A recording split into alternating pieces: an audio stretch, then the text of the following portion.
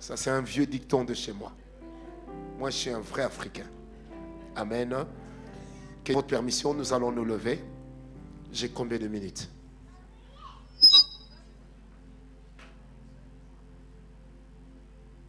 Que Dieu soit béni. Sinon, on risque de mélanger les deux cultes.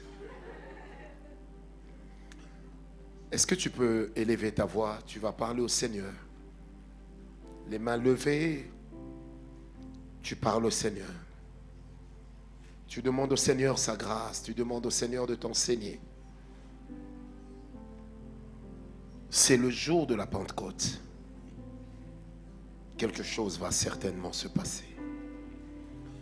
Le Dieu qui a été avec nous vendredi, hier samedi, il est encore avec nous ce matin. Parle-lui. Peut-être que tu n'as jamais parlé en langue. Et ce matin, alors que nous célébrons l'effusion du Saint-Esprit, des langues semblables à des langues de feu peuvent sortir de ta bouche. Pourquoi ces langues ressemblaient au feu? Parce qu'elles purifiaient l'instrument de Dieu. Parce qu'elles purifiaient la personne. Et elles lui permettaient d'émettre dans la même longueur que Dieu, dans la mesure de ce que Dieu voulait lui accorder. Père, nous te prions ce matin, non pas seul, mais avec le Saint-Esprit. Nous demandons que ta grâce, éternel Dieu, puisse nous accompagner. Père, nous ne voulons pas être assistés de toi, mais nous voulons t'assister, toi. Nous voulons participer avec toi à cette œuvre extraordinaire. Nous voulons, Seigneur Dieu, ce matin, que ton esprit puisse éclairer nos lanternes. Que ta main, Seigneur, puisse guérir le malade. Restaurer, Seigneur, celui qui ne croit plus en rien. Affermir la foi de celui qui est découragé. Père, nous nous recommandons entre tes mains, car nous croyons en ta grâce. Nous croyons en ta faveur. Éternel, même les personnes qui ne sont pas ici présentes physiquement, qui nous suivent en ligne et celles qui suivront plus tard, ta main les touchera. Ta grâce agira. Ta puissance touchera. C'est dans le nom de Jésus-Christ avec le Saint-Esprit que je t'ai prié. Amen. Que Dieu vous bénisse. Acclamons le Seigneur.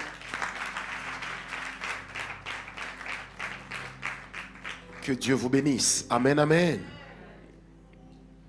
J'étais en train de dire que Dieu vous bénisse.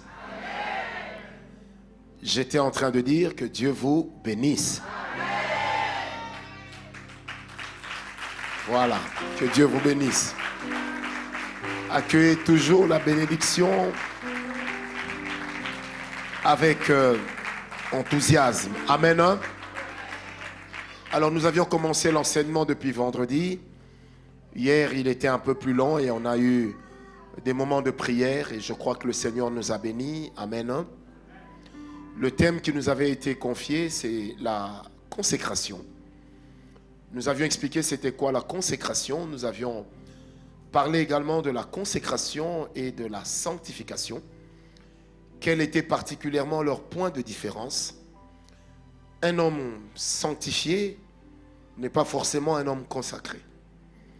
Mais un homme consacré a l'obligation d'être sanctifié. Si bien qu'avec Samson, on a vu un homme consacré, mais qui n'était pas sanctifié. Et à la fin, ça finit par le mettre dehors.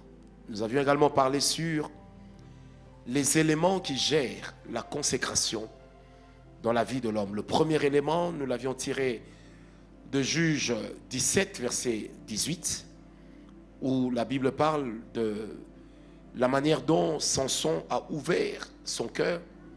Il a livré le secret de sa consécration. La consécration n'est pas une attitude, mais la consécration, c'est d'abord des principes qui sont fixés dans nos cœurs.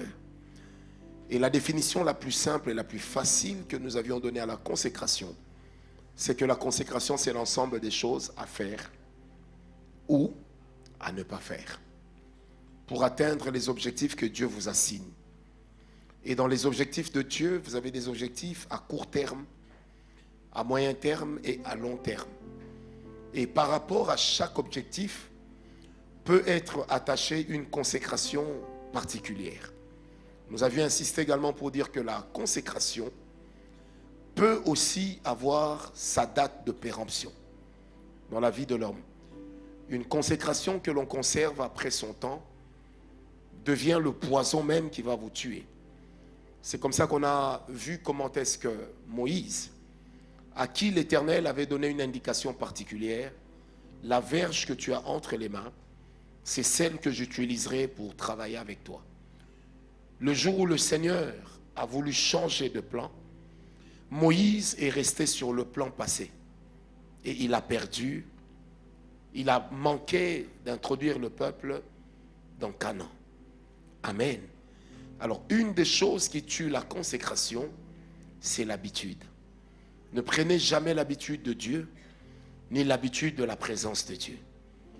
Ne faites jamais de la marche avec le Seigneur une accoutumance. Faites-en un sujet d'exploration. Amen.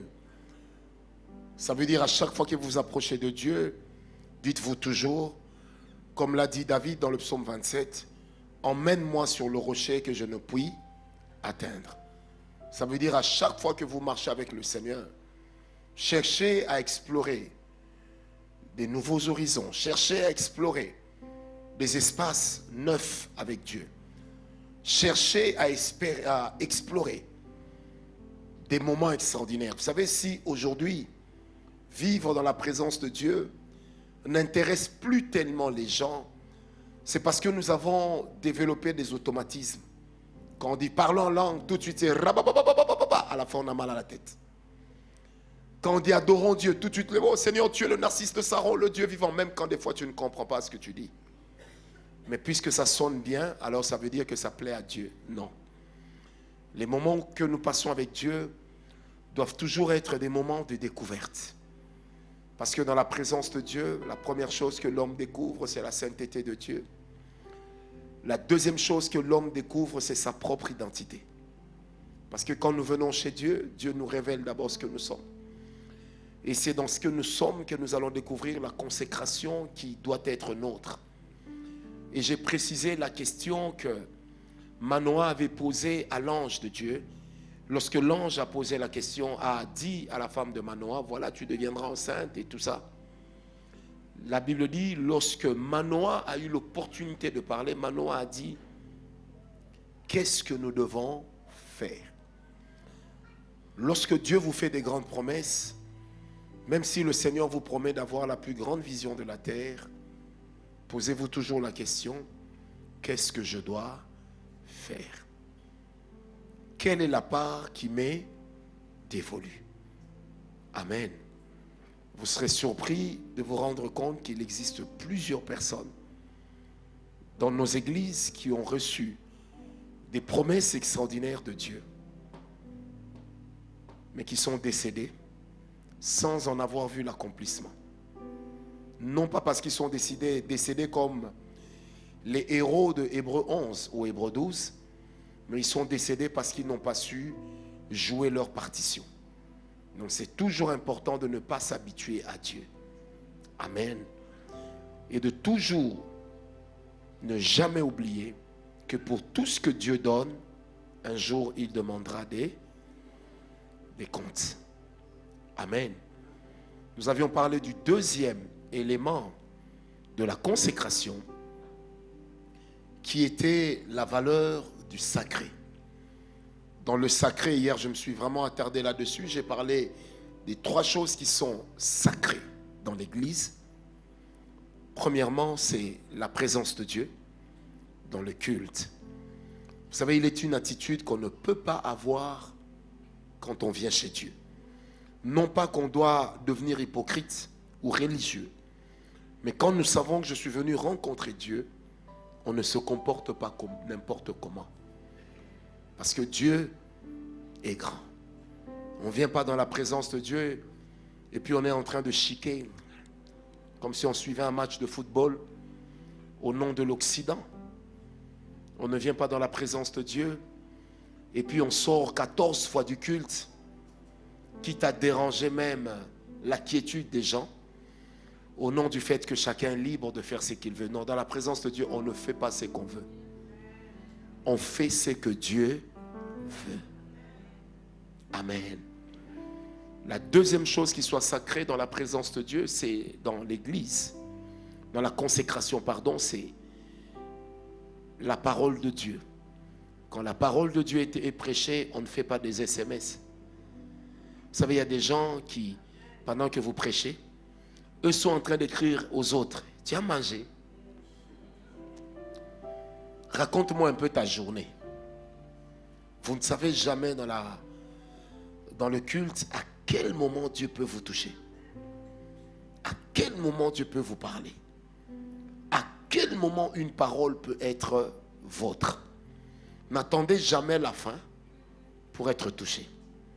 Mais Dieu peut le faire à tout moment. Amen, amen. Et le dernier élément qui soit sacré, c'est l'homme de Dieu. Quand nous parlons de l'homme de Dieu, cela est inclus la femme de Dieu. La personne que Dieu établit comme autorité sur vous a une parole de bénédiction sur la qualité de votre vie. Parce que c'est un mandat. Vous savez, cette parole qui amène les chrétiens à penser que nous sommes pareils est fausse. Puisque la Bible parle des dons parfaits. La Bible parle aussi des grâces excellentes. La seule grâce qu'on ait reçue en commun, c'est le salut. En dehors du salut, tout nous distingue. Dieu, dans sa justice, ne peut pas traiter tout le monde de la même manière. Parce que la Bible dit dans Romains 9, 17, il a haï Ésaü et il a aimé Jacob. Lorsque Paul s'est séparé de Barnabas, alors que le Seigneur les avait mis à part ensemble, on n'a plus jamais parlé de Barnabas. Mais on a continué à parler de qui? De Paul. Parce que Barnabas s'était peut-être dit, comme la prophétie est sortie sur nous deux, nous sommes pareils. Mais ce que Barnabas oubliait, c'est que Dieu, dans sa politesse, avait commencé par citer Paul avant lui.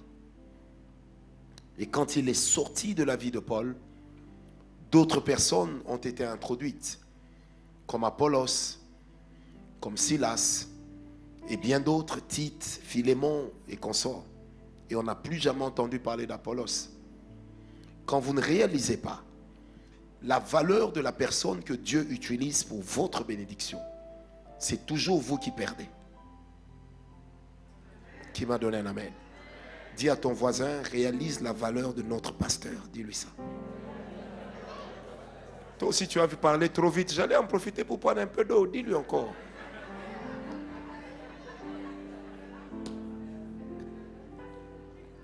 Ah, c'est déjà fini.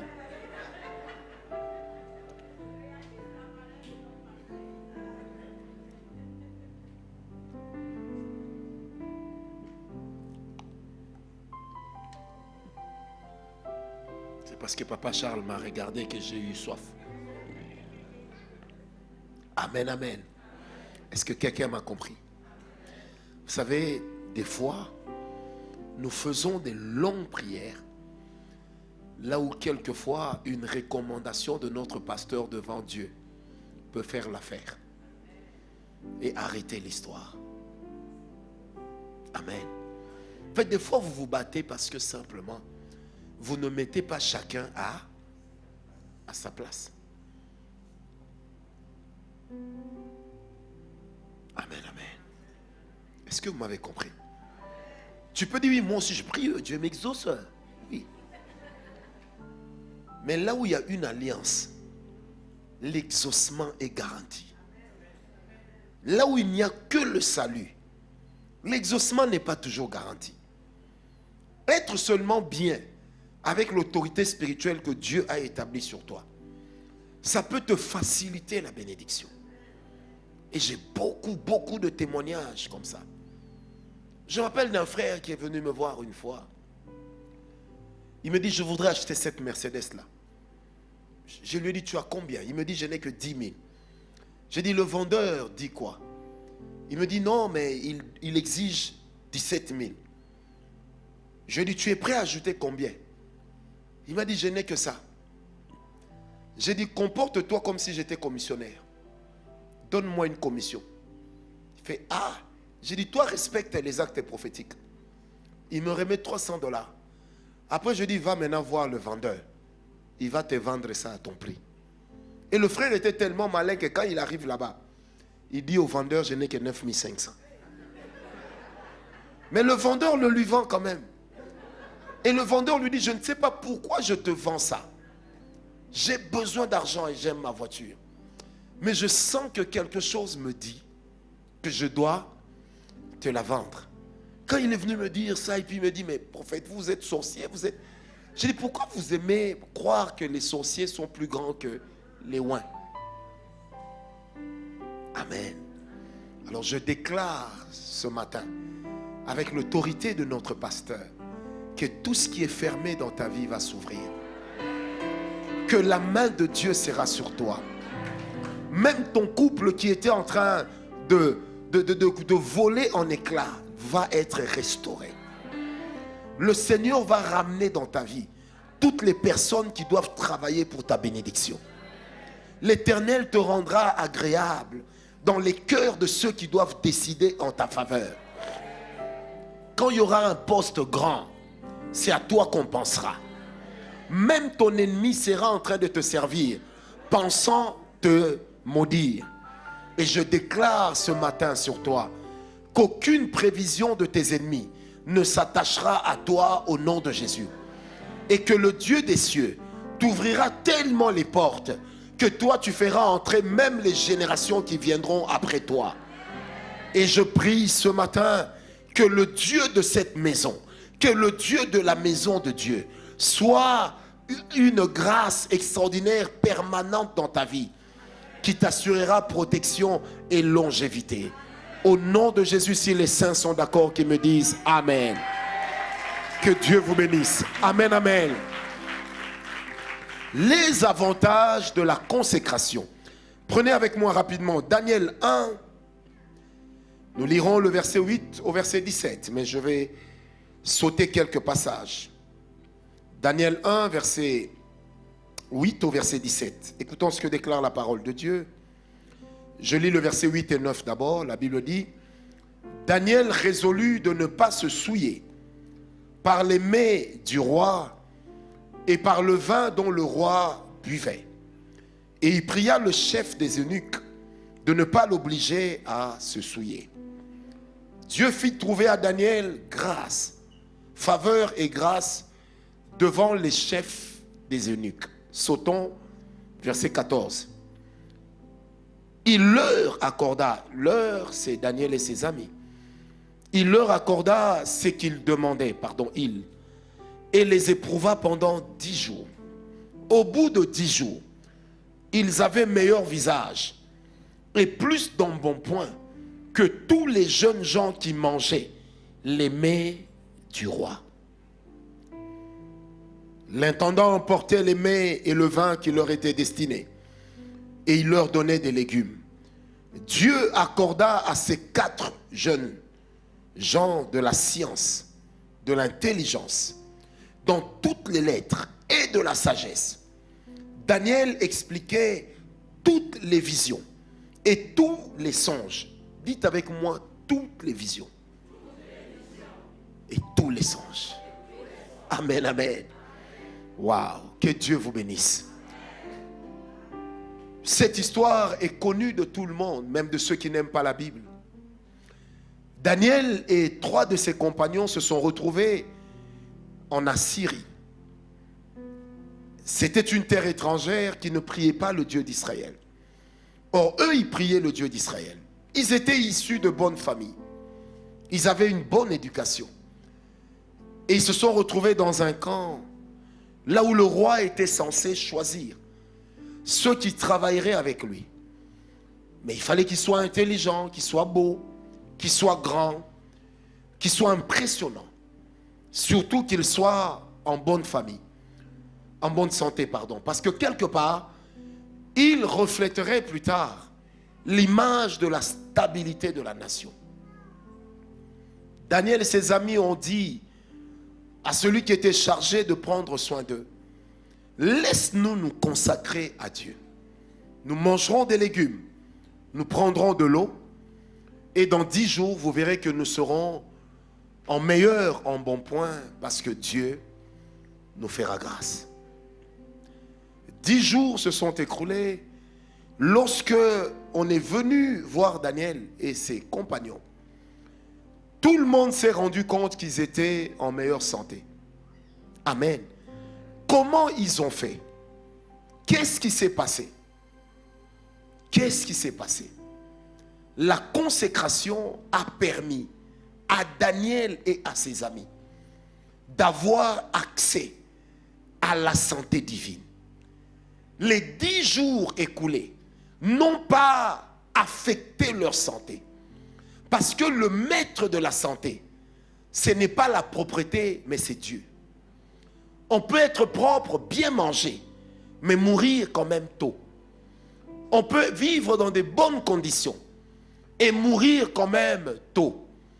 Mais en Dieu, il y a la santé divine. Le Dieu qui a créé le corps connaît chaque partie de notre corps et lui seul a les pièces de rechange.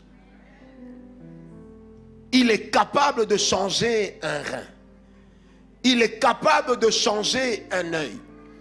Mais qu'est-ce qui fait que Dieu regarde le consacré d'une manière particulière?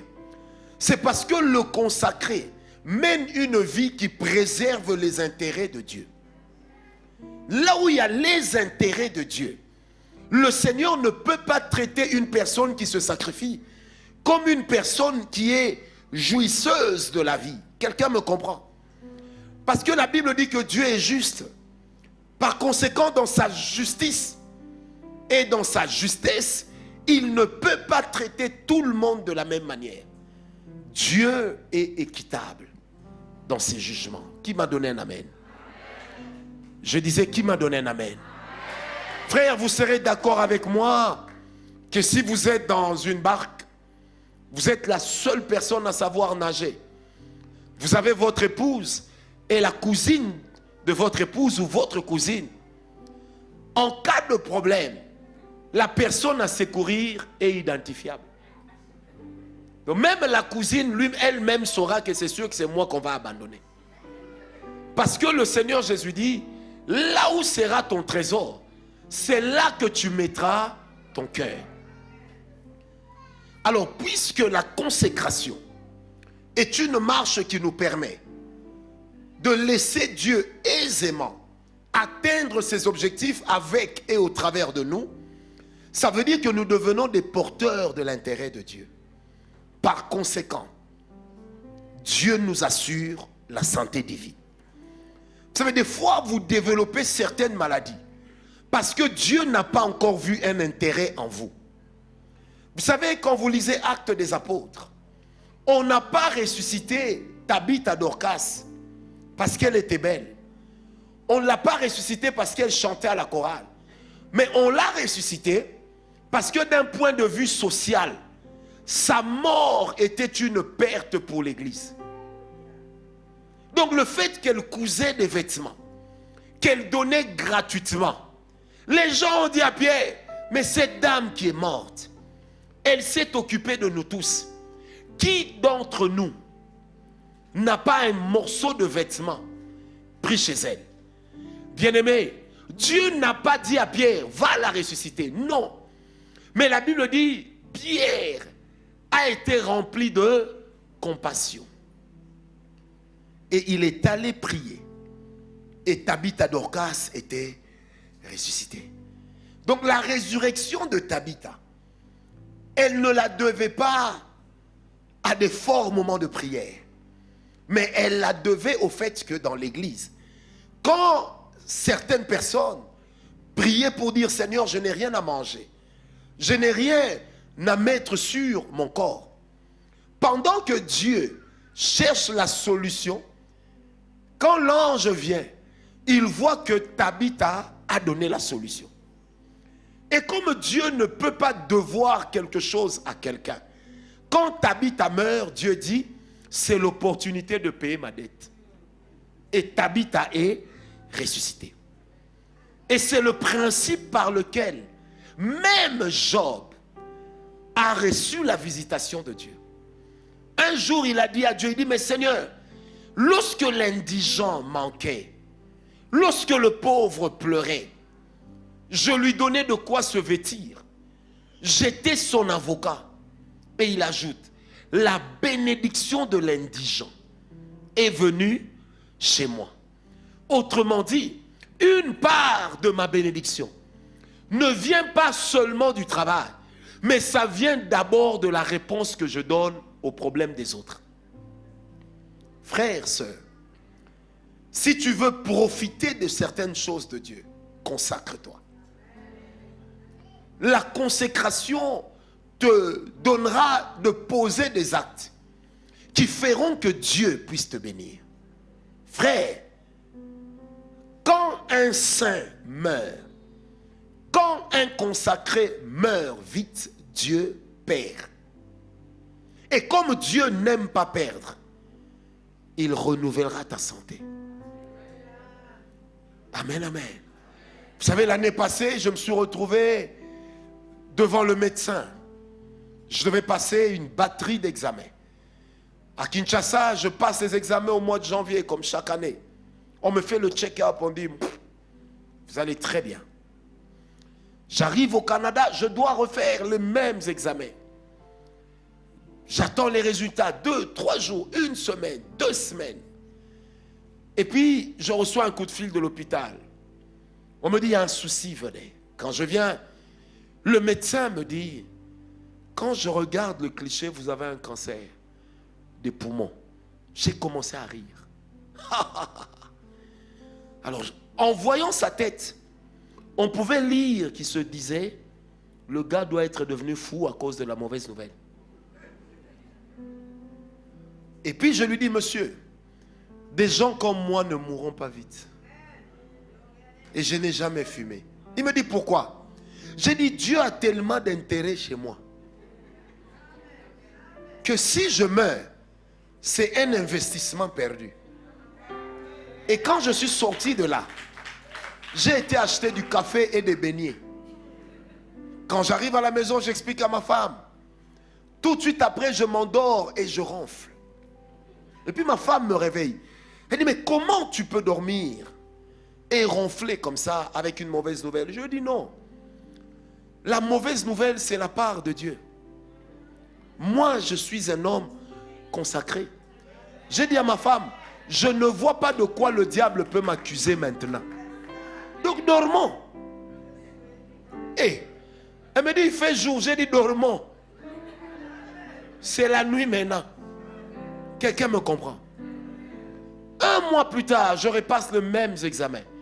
On me dit, mais c'est bizarre, il n'y a plus rien. Amen, amen.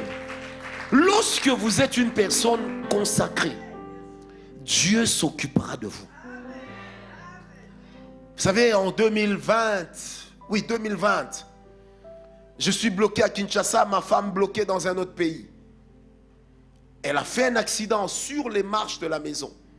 Ses pieds qui sont censés regarder devant se sont retournés vers l'arrière. J'ai prié, j'ai pleuré, rien n'a changé. Et pendant ce temps, Dieu m'a dit, l'argent que tu auras tous ces temps, consacre-moi cela. Chaque semaine, je faisais des offrandes incroyables. Je crois que les personnes qui les recevaient étaient bien. Et en parallèle, j'ai commencé à organiser des nuits de prière en ligne qu'on appelait couloir de l'adoration prophétique.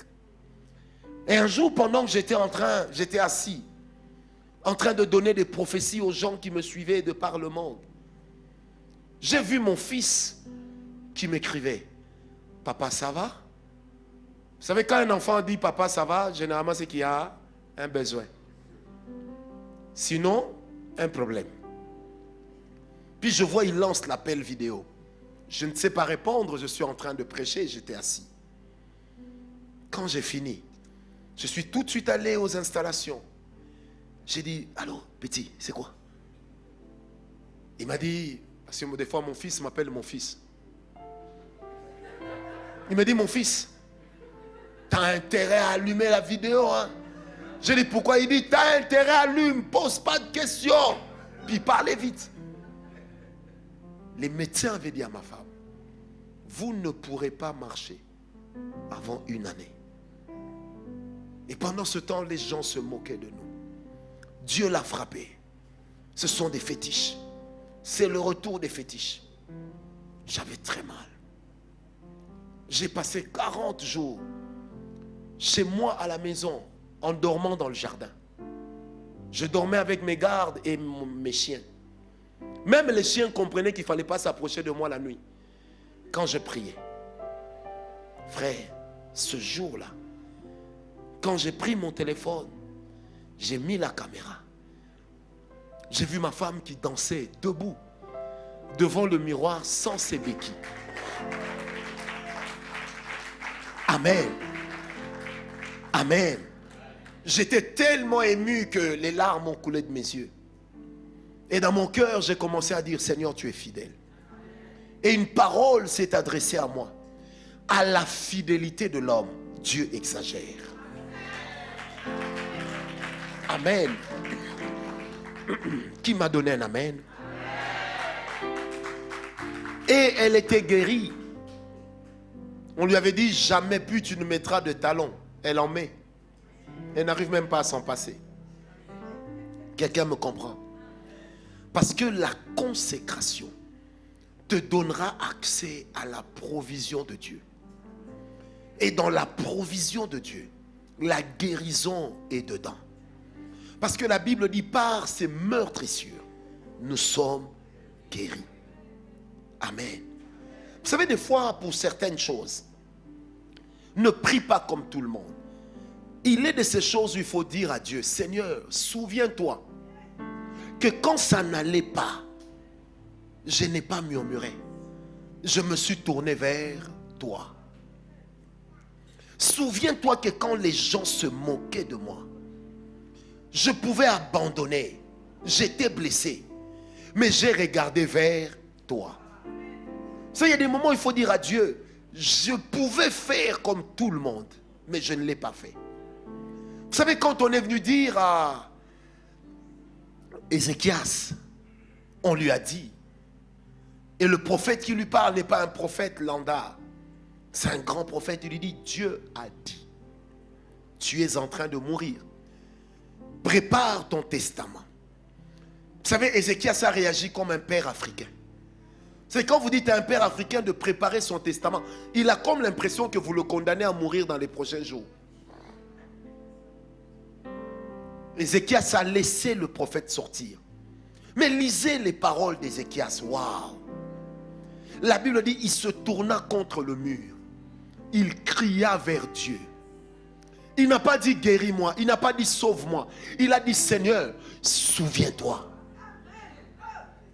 Souviens-toi que j'ai brisé les hauts lieux. Souviens-toi. J'aime bien une phrase, il dit, souviens-toi de ce que j'ai fait pour toi. Oh Dieu. La Bible dit, Dieu ne se répand pas. Mais Dieu a dit au prophète, j'accomplis toujours ce que tu dis. Pour pas que tu aies honte, c'est ta bouche que je vais encore utiliser. Retourne dire à Ézéchias, Dieu t'ajoute 15 ans. Qu'est-ce qui a donné à Ézéchias la santé? Le souvenir de Dieu. Or, la consécration ne marche pas sans les sacrifices. Et là où on se consacre, on se sacrifie avant de sacrifier. Et quand on est dans la dimension de constituer soi-même un sacrifice pour Dieu et de sacrifier aussi à Dieu, la chose qui est vraie, si les mondains peuvent être ingrats, pas Dieu. La consécration a donné à Ézéchias accès à la provision divine. Vous savez, des fois, il y a des gens qui disent, mais Salomon a prié, Dieu l'a exaucé, il est devenu intelligent et sage. Lisez la Bible. Lisez la Bible. 1 Roi 3, à partir du verset 3. La Bible est claire, vous descendez. La Bible dit quand Salomon est venu chercher Dieu, c'était dans un lieu occulte. C'était dans un lieu qui était consacré à des dieux païens. Il a offert à Dieu 1000 têtes d'holocauste. En Israël, quand on parlait d'un holocauste, ça partait de 3 à 7 bœufs. Et c'était des bœufs gras, dont la valeur actuellement en euros varie entre 1000 et 3000 euros. Salomon a fait ce sacrifice. Dieu ne pouvait pas intervenir là-bas, parce que le lieu ne lui était pas dédié. Mais la Bible dit quand Salomon se retira, l'Éternel apparut dans son sommeil la nuit. Il a dit à Salomon, qu'est-ce que tu veux que je te donne? Salomon dit, ne me donne pas beaucoup, donne-moi juste l'intelligence et la sagesse. Mais Dieu regarde Salomon, ça c'est mon interprétation, il dit, regarde-moi c'est petit. Ce que tu as fait, ouvre d'abord les richesses. Mais après, je te donnerai aussi l'intelligence et la sagesse. Même quand Salomon s'est égaré à cause de la gloire, Dieu avait l'obligation de le ramener. Parce que celui qui a rendu Salomon riche, c'était qui? C'était Dieu. La richesse que Salomon a eu, l'intelligence et la sagesse, n'était pas que le fruit de la prière. Il a consacré à Dieu ce qu'il avait. Dans la consécration, on se consacre soi-même, mais l'on consacre aussi à Dieu ce que nous avons. Et ça donnait à Salomon accès à la provision divine. Qui m'a donné un amen? La consécration te mettra à part pour Dieu. David a appris que la maison d'Obed-Édom est bénie à cause de la présence de l'arche. David dit non, moi je dois récupérer l'histoire. La Bible dit lorsqu'il prit l'arche, il le posa sur le char. Il se mit lui-même à danser, nu ou à moitié nu, on ne sait pas. Mais c'était un scandale. Au point que Milka dira, toi le roi. Et la Bible dit, après chaque 3 pas, David dansait et sacrifiait. David dansait et sacrifiait. Quand on se consacre, on prend ce qu'on est, on la lie à une seule valeur, celle de Dieu. Le corps de David, sa royauté, son honneur, ont cessé d'avoir de la valeur à ses yeux. N'avait de la valeur en ce moment-là que l'arche de l'Éternel, qui représentait la présence de Dieu. Là où Uza est mort, David a vécu. Pourquoi? La consécration lui a donné accès à la longévité. La consécration te donnera accès à la guérison. Elle te donnera aussi accès à la longévité. Vous savez, moi, j'ai toujours pensé, la Bible dit, Enoch marcha avec Dieu, un jour il ne fut plus. Pourquoi Dieu ne l'a pas tué? Le corps d'Enoch ne peut pas entrer dans le royaume de Dieu. Parce que la Bible dit dans Matthieu, qu'au ciel nous aurons revêtu les corps d'anges. Et le jour où l'église sera enlevée, la première des choses desquelles nous serons dépouillés, ça sera nos corps. Mais pourquoi Dieu n'a pas tué Enoch? Parce que Enoch a tellement marché en fidélité avec Dieu. Dieu s'est dit, si je le garde en vie, je risque de le garder pour toujours. Si je le tue, je risque moi-même de visiter sa tombe. Alors je l'amène chez moi. Et il l'a transformé, il l'a pris, comme il le fit du reste avec Élie. Bien-aimé dans le Seigneur, la longévité fait partie des avantages de la consécration. Il y a des gens qui vivront longtemps. Pas parce que les autres les aiment, mais à cause de ce qu'ils représentent pour Dieu. Amen. Vous savez, j'ai vécu quelque chose en 2021, en mars. J'ai reçu 2 amis qui venaient.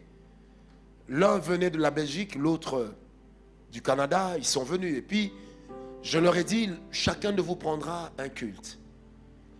Et le soir, comme on avait grand jeûne, j'ai dit, tel couple prendra le culte du soir.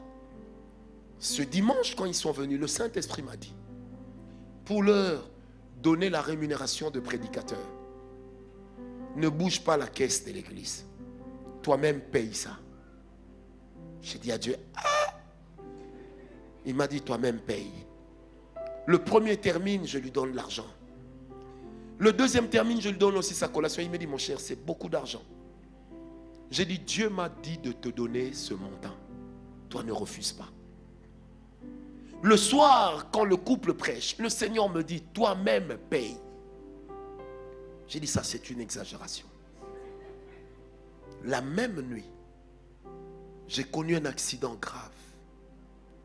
Je suis sorti sans égratignure.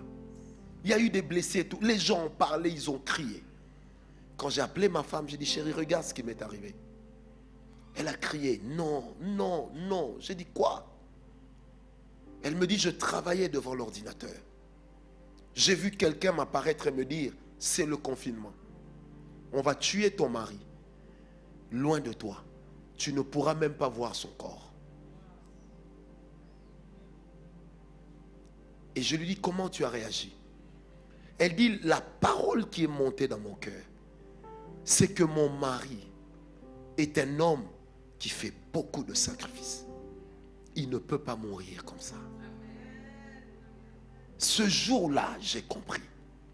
La chose qui m'avait sauvé, ce n'était pas la prière. C'était ma consécration. C'était mes sacrifices. J'aimerais dire à quelqu'un solennellement, ce que tu es pour Dieu et ce que tu fais pour Dieu te garantissent une sécurité. Donc après la santé, la longévité, il y a la sécurité. Dieu va te sécuriser et te secourir quand ça n'ira pas. Parce que tu représentes l'intérêt de Dieu. Vous savez, quand les gens disent qu'on exagère, non, c'est parce que nous savons de quoi Dieu est capable. Il est capable de te sécuriser même quand toutes les conditions sont réunies pour ta mort. Parce que simplement tu es consacré. Dieu ne peut pas être content lorsque le consacré meurt comme un chien. Non, il te regardera avec faveur. Et j'ai dit à quelqu'un ce matin, la grâce de Dieu, la consécration t'amènera dans une dimension de paix. Un jour, j'ai dit à ma femme, chérie, nous ne mourrons pas parce que les hommes auront dit, mais parce que Dieu l'aura décidé. Et je crois, et je parle comme une prophétie, que dans la vie de certains, même si les conditions sont réunies pour ta mort, Dieu changera d'avis.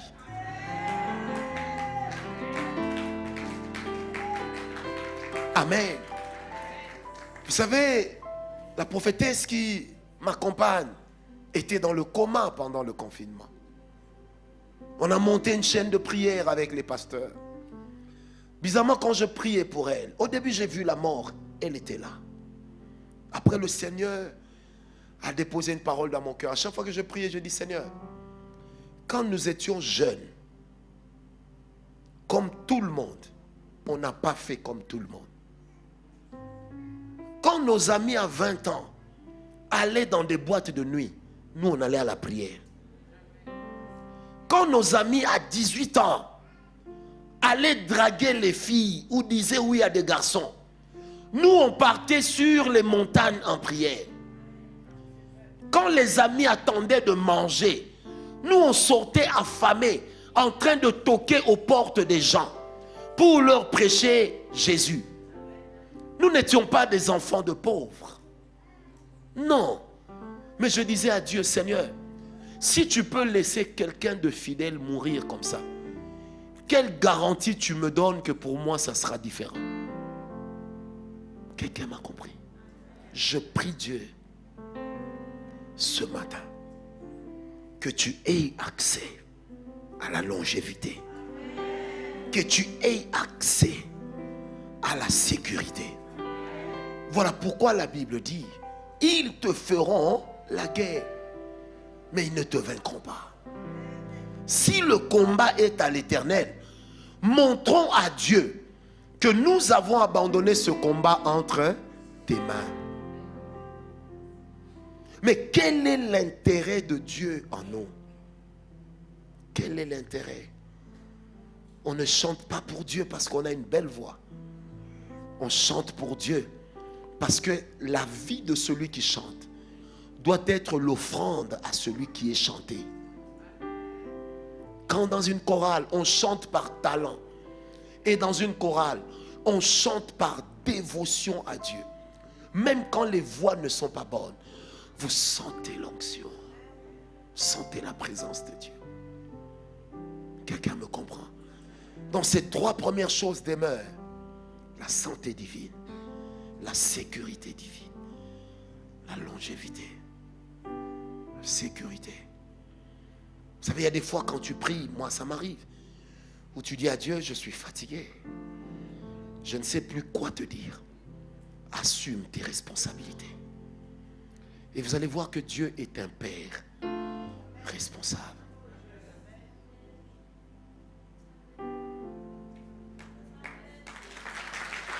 Amen, amen. Quatrième chose à laquelle la consécration te donnera accès, c'est la provision financière. Vous savez, le jour où j'ai été faire la cour à celle qui est devenue ma femme, après en avoir aimé plusieurs d'autres avant, moi je me disais, moi je ne peux pas aimer une femme claire, de teint clair. Je trouvais que les femmes de teint clair, quand elles vieillissent là, c'est compliqué de gérer la peau. Et je disais toujours à Dieu, moi je ne veux pas de ces histoires. Et puis quand je tombe sur ma femme, elle est claire. J'ai dit à Dieu, est-ce que tu es avec moi dans l'histoire? Il m'a dit, vas-y. Frère, sœur, Dieu est grand. Je lui ai dit, bon, je vais te prédoter dans 3 mois. Le jour de la prédote, je n'ai rien. Non, une semaine avant la prédote, je n'ai rien. J'ai commencé à prier, j'ai dit, Seigneur, j'étais à moi assis au...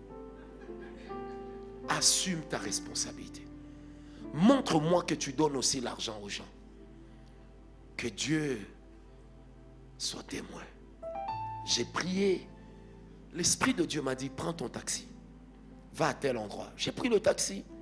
J'arrive à un endroit connu de Kinshasa. Je reste là. Il faisait chaud. Mais avec mon teint, la chaleur n'a pas un grand effet. Parce que ma peau ne change pas. Et puis je vois une Jeep qui passe.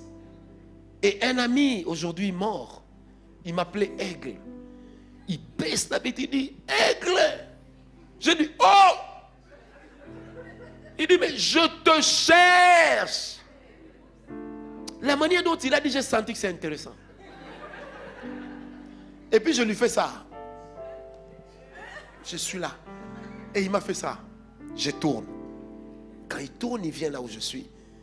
Il m'embrasse et puis il dit, mon cher, ça fait 1 semaine que Dieu m'a demandé de te donner cette enveloppe. Frère, quand j'ai pris, je lui ai dit, ah, dis, c'est pas toi qui me donnes, c'est Dieu. On a rigolé, il est parti. Quand il est parti, j'ai pris mon téléphone, j'ai appelé ma femme, j'ai dit, petite, tu blagues. Je t'ai dit, je t'épouse le samedi. Hein? Je dis, lundi, toi et moi, on va acheter de nouveaux habits pour toi. Et puis, elle me dit, mais j'ai dit, tais-toi. Toi, tu blagues. Il dit, il y a homme et homme. Hein? Parce que vous savez, même quand vous avez ramassé, devant ta femme, tu dois toujours être le héros national. Et vous savez, le lundi, on va au magasin acheter des histoires. Et puis moi, j'ai déjà ma tête, elle n'est pas petite. Et puis, Puis à un moment, elle me dit, mais j'ai comme l'impression que tu avais l'argent, tu cachais. Je ne peux pas lui dire comment c'est arrivé. Je lui ai seulement dit, oh, tu sais. Je ne voulais pas mentir. Mais je ne pouvais pas non plus dire tout est la vérité. Parce que je dois montrer toujours à ma femme que moi, je suis un maître dans des prévisions.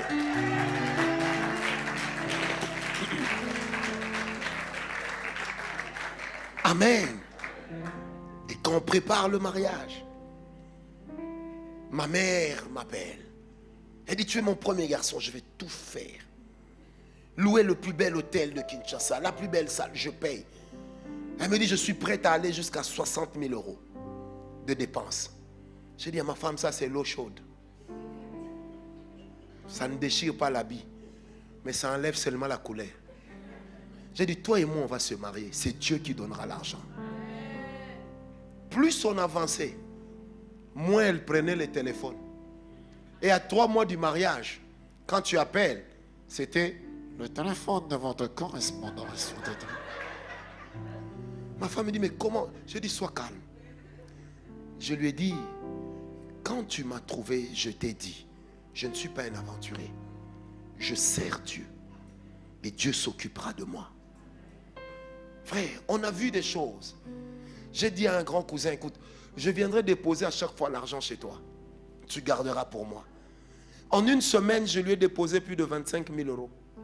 Vous savez, il m'a posé la question, il dit, mon cher petit frère, dis-moi la vérité, est-ce que tu as des fétiches? J'ai dit, comment? Il dit, est-ce que tu n'as pas un boa que les Burkinabés aiment bien là? Qui crache l'argent. Amen. Est-ce que tu n'as pas... J'ai dit, comment? Il dit, toi, tout ce que tu fais, oh non, tu es à la montagne à la prière, tu es en forêt. Mais nous, on sort le matin jusqu'au soir. Mais je n'ai jamais vu un tel montant à part dans les films. Je lui ai dit, je sers Dieu de tout mon cœur. Et quand il fallait se marier, 3 mois avant le mariage, sur papier, le mariage était fini. Tout était payé.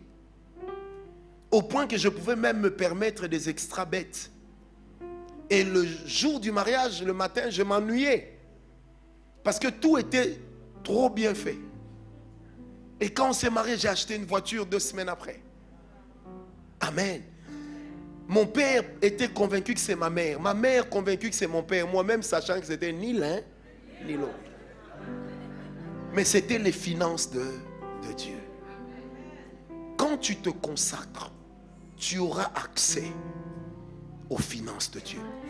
Je ne sais pas pourquoi je vous le dis. Vous savez, quand la Bible dit que les trésors des nations viendront chez vous, prenez-le aussi sous forme littérale. Je prie ce matin que ce qu'il y a de bon au Luxembourg vienne dans ta vie. Tu vas dire non, mais le pays est dirigé par les francs ou par l'euro ou par les deux fois.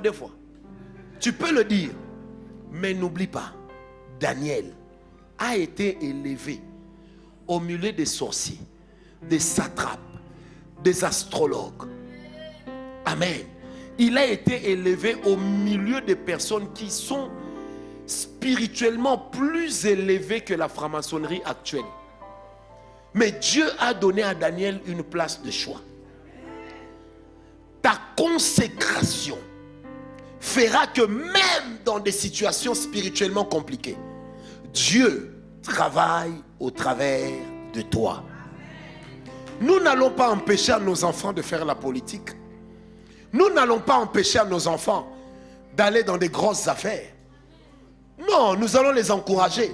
Mais Dieu va les distinguer là-bas. Frère, la consécration va sceller l'héritage de tes enfants. Vous savez, avec nos enfants, je le dis depuis un temps, on ne dira pas oui, leur père a été féticheur, c'est pourquoi les enfants, les mariages ne marchent pas. Nous, quand les sorciers voudront envoûter nos enfants, ils diront entre eux, celui-là est inenvoûtable. On dit pourquoi? On dit non, il y a une alliance qui existe dans son sang avec le Dieu d'Israël. Parce que la consécration te donnera accès à la provision divine. Vous savez, des fois, quand tu veux demander quelque chose à Dieu, commence par te poser la question: que suis-je pour Dieu? Et qu'est-ce que je fais pour Dieu? Parce que j'ai lu dans la Bible que jamais le juste ne peut être abandonné. Un jour, j'ai dit à l'église: empoisonnez-moi autant que vous voudrez, mais je ne mourrai pas du poison. Parce que des gens comme moi ne pouvons pas mourir du poison. Mais le jour où on va mourir, ça sera rassasié de jour. Frères, sœurs, Dieu te donnera accès à la provision divine. Le fait d'être sérieux avec Dieu, tu ne le fais pas pour les autres. Tu le fais pour toi-même. Tu as trop à gagner dans la fidélité et dans la consécration. Tu as trop à perdre dans le péché. Trop à perdre. Parce que après, c'est toi qui perds. Mais quand ça va, c'est toi qui gagnes. Je prie Dieu ce matin que sa grâce nous amène quelque part. Quatrième chose. Bon, cinquième, même millième, c'est votre stylo, c'est votre papier. Amen, amen. Cinquième chose, 14e chose. Amen. C'est que la consécration te donnera accès au mouvement de l'Esprit de Dieu. Même quand tu seras dans la fournaise ardente, l'ange sera là. Quand on te mettra dans la fosse au lion, le lion deviendra étranger dans sa propre cage. Et ça deviendra la maison de Daniel. Et le lion deviendra un nounours qui regarde de loin. Quand Dieu voudra faire descendre son esprit, dans Acte 2, verset 1, le jour où le Saint-Esprit a fait son effusion, il y avait beaucoup de maisons, il y avait beaucoup de villes, et c'était une période de jouissance, de réjouissance. Mais le Saint-Esprit n'a choisi que des personnes qui se sont coupées du reste. Et la Bible dit, il y avait en séjour à Jérusalem des Celtes, des Égyptiens et toutes sortes de personnes. Or, vous le savez bien autant que moi, lorsque les étrangers viennent dans une ville, le commerce est ouvert. Au moment où les gens en profitent pour faire commerce, les disciples en profitent pour chercher la présence de Dieu. Ça veut dire qu'ils se consacrent. Il n'y a pas de consécration sans privation. Ils se consacrent. Et quand le Saint-Esprit est en train de venir, il ne va pas dans la grande place, mais il va là où il y a des gens consacrés. Et la Bible dit, tout à coup il y a eu un bruit. Le lieu tremble. Et des langues se posent sur chacun. Et ils se mettent à parler en langue. Et des langues semblables à des langues de feu. La Bible ne dit pas sortir. La Bible dit leur apparure. Ça veut dire que tu as comme l'impression d'entendre le bruit. Et c'est quand ce bruit entre dans ta bouche que ça ressort avec un son. Et selon un homme de Dieu qu'on appelait David, comment on l'appelait encore oui, David Duplessis, je crois. On l'appelait Monsieur Pentecôte. Lui, il dira qu'au jour de la Pentecôte, les gens parlaient en langue et le feu sortait de la bouche. Quand on lui a posé la question, comment tu peux dire des âneries pareilles? Il a fait une démonstration. Ils ont prié avec les gens. L'onction est descendue. Le Saint-Esprit a rempli. Les gens commençaient à parler en langue. Et il fallait observer une distance. Parce que quand Johan parle en langue, le feu jaillit. Quand je parle en langue, le feu jaillit. Ça veut dire qu'il y avait un aspect spirituel, mais aussi il y avait un aspect physique. Or, le feu purifie. Le feu rend pur. Amen. Le Saint-Esprit ne peut pas s'investir là où il n'y a pas de pureté. Et ce matin, nous allons prier. Parce que l'un des acquis de la consécration, c'est la Pentecôte. Jésus a dit dans Acte 1:8, restez ici à Jérusalem jusqu'à ce que vous ayez reçu l'Esprit. Et quand il viendra, il libérera sa puissance en vous. Alors vous pourrez partir pour être mes témoins.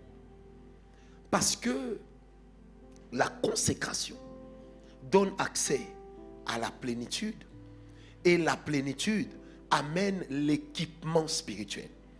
Et l'équipement spirituel donne à l'homme la possibilité de commencer à être utilisé par Dieu, qui m'a donné un amen. Quand la grâce vient, quand l'onction descend, quand le Saint-Esprit vient, il nous donne d'être des témoins. Mais avant d'être des témoins, il nous remplit d'abord. Vous savez, des fois, il y a des gens qui prient. Seigneur, j'aimerais prophétiser. J'aimerais guérir les malades. J'aimerais. C'est beau. C'est très beau. Mais quelle est la priorité de Dieu? C'est que l'homme lui appartienne. Et quand l'homme appartient à Dieu, celui qui se consacre renonce au gouvernement de sa personne. Et celui qui renonce au gouvernement de sa propre personne devient un instrument que Dieu peut utiliser. Quand on aura besoin d'une prophétie, Dieu peut t'utiliser dans la prophétie.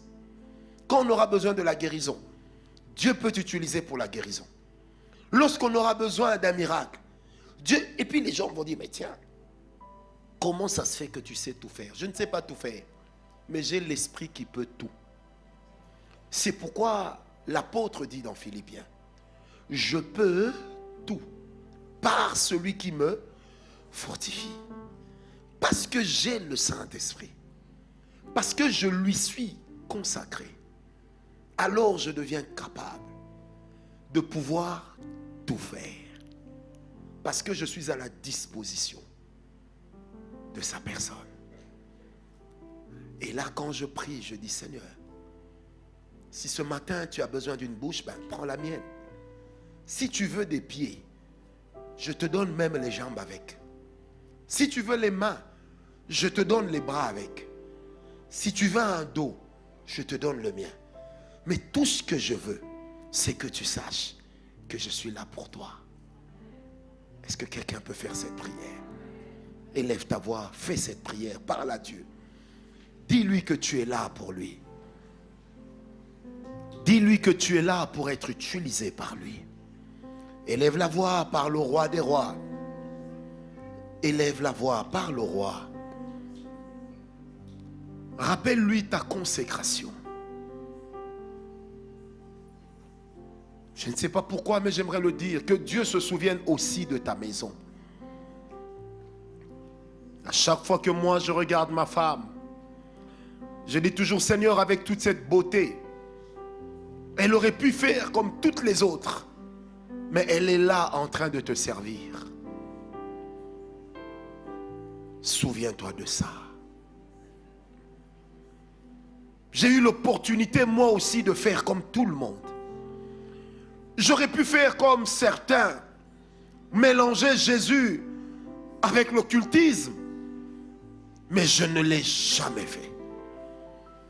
Et entre le faire et mourir, je préfère 1000 fois mourir. Seigneur, souviens-toi que je t'avais dit, il y a de cela 31 ans. Si ton nom veut être couvert de honte à cause de moi, alors tue-moi avant. Je préfère partir que vivre loin de toi. Parle à Dieu bien-aimé. Parle à Dieu bien-aimé. La grâce vient, oui. Mais certaines dimensions des choses ont besoin de ta consécration. Certaines choses que Dieu fait ont également besoin que tu puisses les mériter. Prie le Seigneur.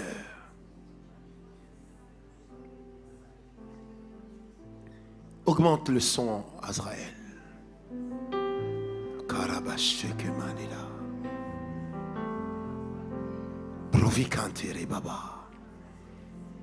Si tu es dans une situation compliquée, tu es malade, tu as tout le temps des maladies autour de toi, prie Dieu. Tes affaires ne marchent pas. Rappelle à Dieu même la dîme que tu payes. Rappelle à Dieu les offrandes que tu donnes.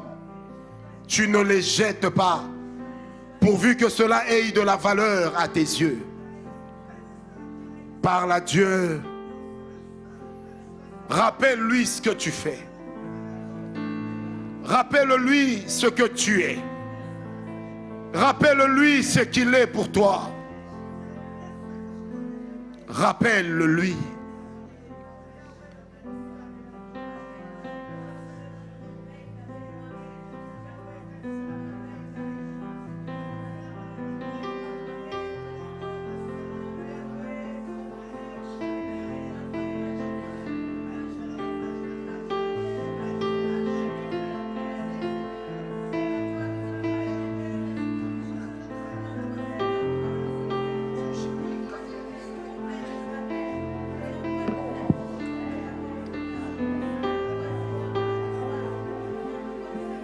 Je te donne 5 minutes, prie.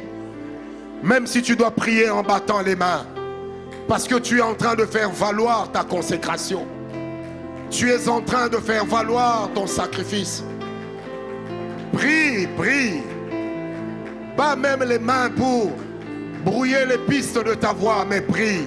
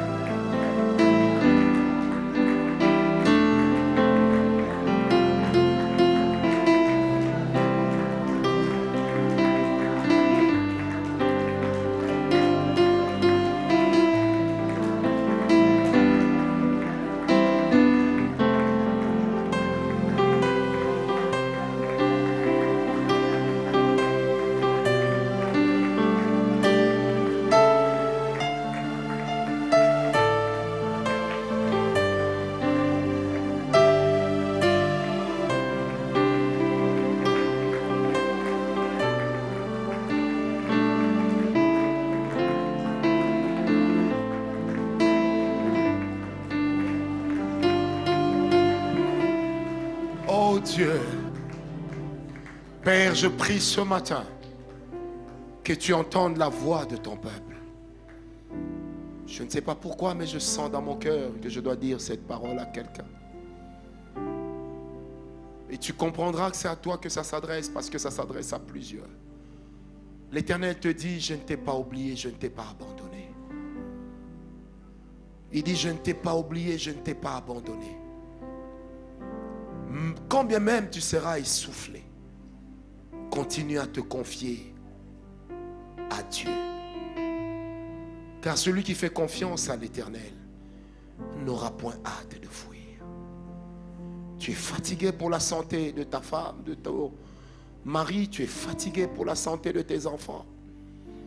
Tu es fatigué pour tes études, tu es fatigué pour ton travail.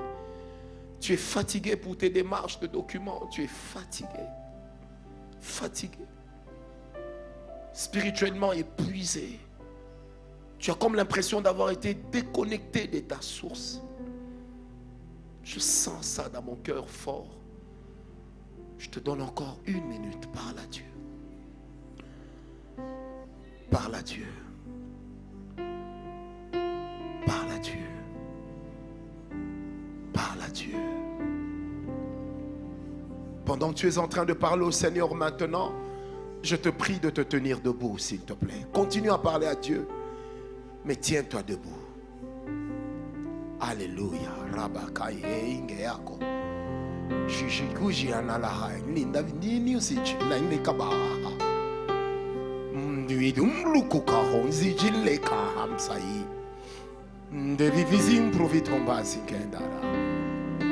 Oh, bravo, Sheke Mama. Que des cœurs qui sont tristes, que des cœurs qui sont révoltés ce matin. Parle à Dieu.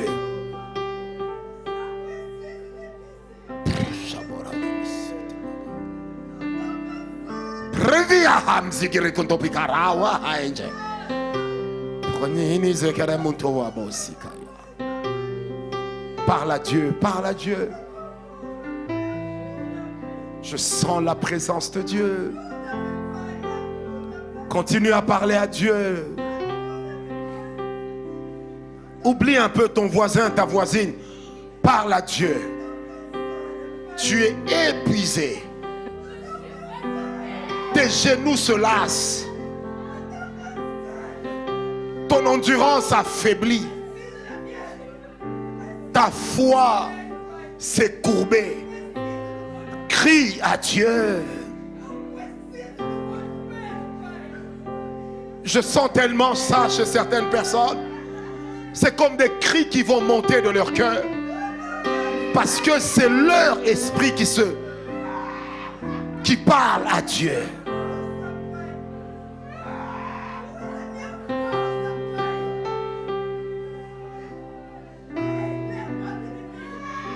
Parle à Dieu, parle à Dieu.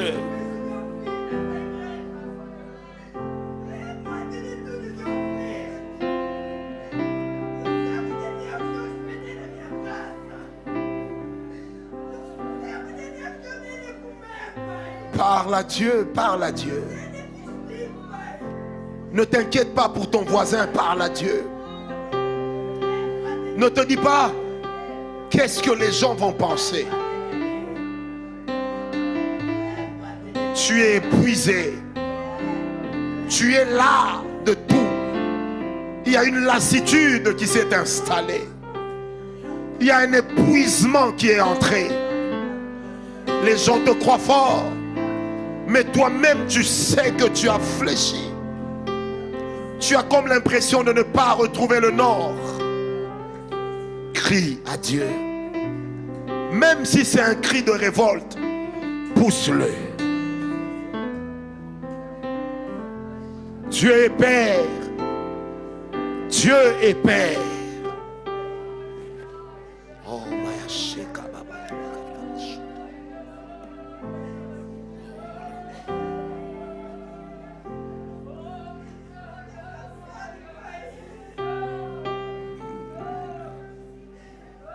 parle-lui, parle-lui.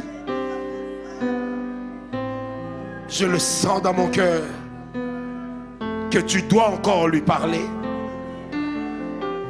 Et quand tu sentiras ton esprit, ton cœur complètement libéré, il y a un mouvement du Saint-Esprit qui commencera en ce moment-là.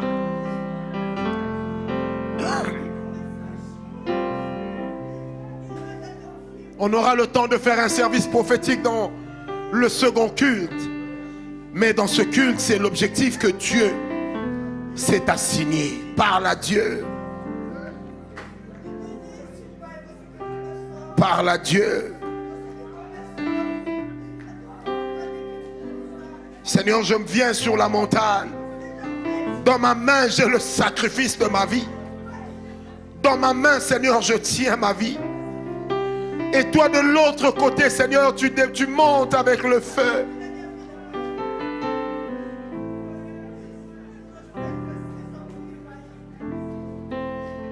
Oh Dieu, je te prie avec le Saint-Esprit. Je te le demande, tendre Père. Si nous t'appelons Père, c'est à cause de la dimension de la prise en charge. Si je t'appelle le médecin des médecins, Jéhovah Rapha, c'est à cause de ta capacité de guérir. Si je t'appelle Jéhovah Sabaoth, c'est à cause de ton triomphe sur toutes les armées du mal. L'Éternel, mon étendard. L'Éternel, mon étendard. Tu es le Jéhovah Shalom de quelqu'un qui ramène la paix là où régnait le désordre, là où régnait le désarroi, là où régnait la mouise totale. Père, tu ramènes l'ordre. Là où régnait, Seigneur, la pétaudière, car tu es Dieu.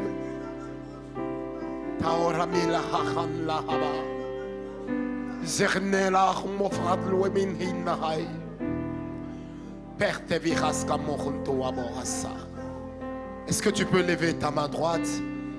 Église, écoute-moi, lève légèrement ta main droite.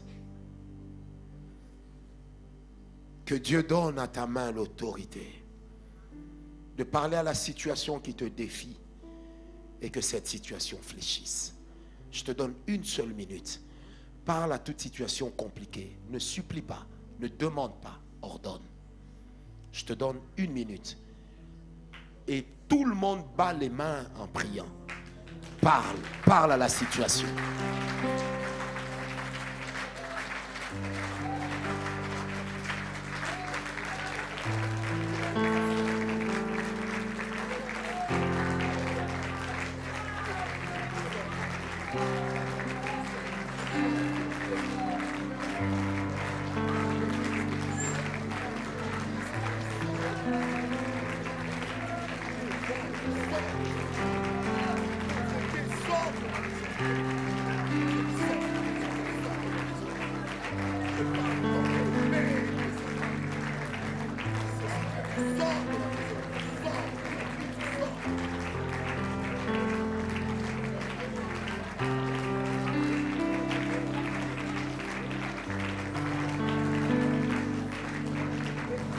Yes.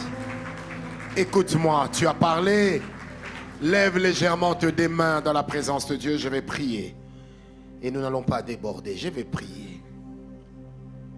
Des vagues et des vagues de l'onction, des vagues et des vagues du Saint-Esprit vont ce matin remplir l'église. Protocole, soyez vigilants. Il y a des gens qui vont se retrouver sous la mouvance de l'Esprit. Il y a des gens qui n'ont jamais parlé en langue, qui vont être baptisés du Saint-Esprit.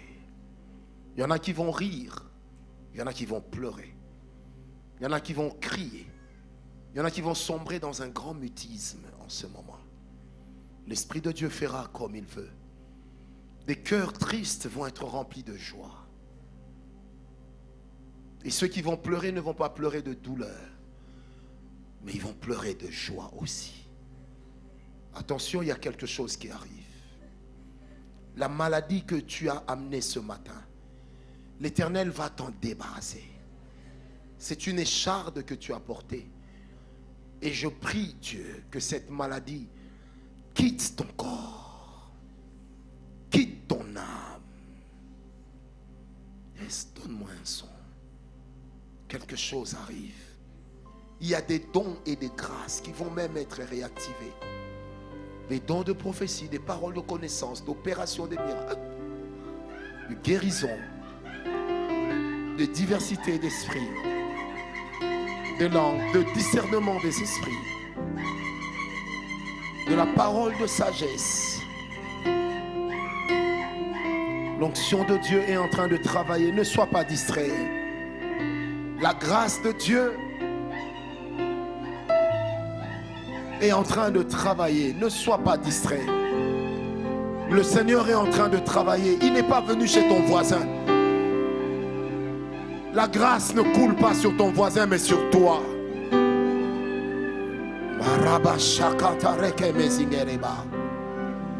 Il y a une visitation du Seigneur qui vient de commencer. Il y a 4 personnes qui vont être remplies d'une huile de joie, avec un mouvement de rire qui va les remplir. Je sens cette grâce ce matin. Je sens la grâce ici. Père, je prie maintenant que ton onction couronne les têtes royales. Que ta grâce couronne les têtes royales. Nous libérons en ce lieu le mouvement du Saint-Esprit. Encore. Encore. Que ta coupe soit remplie jusqu'à la lie. Yes, encore. Yes, Père, fais-le. Fais-le, Papa, fais-le. Yes, fais-le. Tu étais lourd, tu vas te sentir léger. My God is an awesome God. My God is a faithful Lord. Shebraïn la Megara. Encore, je sens la grâce. Il est de ces personnes qui avaient perdu des dons spirituels. Et ces dons viennent de revenir. Et cette onction coule même chez des personnes qui nous suivent en ligne. Le Saint-Esprit les visite là où elles sont. Encore. Oui, encore. Père, encore. Amène-nous dans les eaux profondes. Emmène-nous dans les eaux profondes. Là où les eaux deviennent calmes. Alléluia. Père, encore. Oh, Rama, Igemereti Kisira Taba. Attention, le Saint-Esprit, c'est maintenant qu'il est en train de communiquer le baptême dans le Saint-Esprit. Il est de ces personnes qui vont parler en langue aujourd'hui pour la première fois, qui ne sauront plus retenir cela. Mais c'est Dieu qui le fait. Père, Père, fais-le. Père, accomplis-le. Yes, encore. Que ta coupe déborde. J'ai dit que ta coupe déborde. Que ta coupe déborde. Que les langues explosent. Encore plus fort. Encore plus fort. Ma soeur, là où on t'avait disqualifié, le Seigneur est en train de te requalifier. Encore, il y a des langues qui montent. Même le parler en langue de plusieurs est en train de changer. Parce que c'est une dispensation de grâce que le Seigneur nous accorde ce matin. Dans ce premier culte, encore, Père. Oh, je laisse Dieu travailler. Père, encore. Je bénis ta présence. Je bénis ta majesté. Je bénis ta royauté. Je bénis ta royauté. Encore, Père. Oh, Rama Chamayakara. Oh, Père, je salue ta présence ce matin. Je salue ta présence, Dieu d'Israël. Père, je salue ta présence, Dieu d'Israël. Toutes les personnes que Dieu est en train de faire rire par son esprit, il y a un don de guérison qui est en train d'exploser dans vos vies. Père, ta grâce, je bénis ta sainte présence. Quiconque est ici ce matin en sortira avec les traces de ta grâce. En sortira avec les traces de ton amour. Merci Père. Merci Père. Merci Jésus. Oh, merci Jésus. La Bible dit qu'il a été oint d'une huile de joie au-dessus de ses semblables. Je ne sais pas pourquoi il y a une huile de joie ce matin, mais Dieu est en train d'enlever le fardeau de certaines personnes. Et c'est le moyen par lequel il a dit qu'il le ferait. Des cœurs tristes qui sont remplis de joie. Voilà aussi ce que Dieu fait. Père, j'aimerais bénir ta présence. J'aimerais bénir ta majesté. J'aimerais bénir ta majesté. Gloire à toi, Père. Le Dieu de Adama Ouedraogo. Notre Dieu. Le Dieu de la maison El Shaddai. Le Dieu qui agit comme un père et comme une mère. Le Dieu qui allaite ses enfants. Père, je salue ta présence. Merci Jésus. C'est avec le Saint-Esprit, Père, ce matin que je te rends grâce. Est-ce que l'Église peut commencer à murmurer pour dire merci au Seigneur?